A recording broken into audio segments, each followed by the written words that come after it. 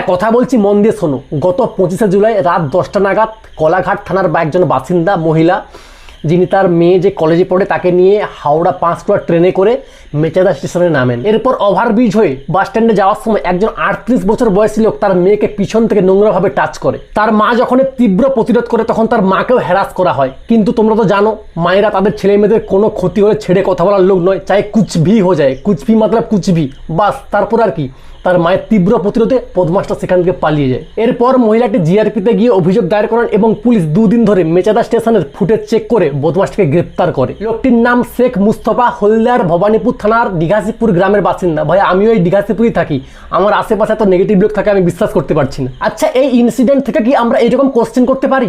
ঘটনাটা ঘটেছে স্টেশনের আশেপাশে যেখানে পুলিশ থাকে। তাহলে ভেবে দেখো, যেখানে পুলিশ আছে সেখানে যদি কেউ এরকম একটা অপরাধ করার সাহস পায়, তাহলে যেখানে পুলিশ থাকে না সেখানে একটা মেয়ের সঙ্গে কি হতে পারে? সোচনে वाली बात नहीं है। এইসব লোক এরকম অপরাধগুলো করার সাহস কোত্থেকে পাচ্ছে বলো? তাহলে কি ওয়েস্ট বেঙ্গল মেয়েদের জন্য সেফ প্লেস নয়? তোমরা এগুলো নিয়ে ভাবো আর আমাকে কমেন্ট ডাউন করে জানাও লোকটাকে কি শাস্তি দিলে আর কখনো এরকম অপরাধ করার সাহস পাবে না।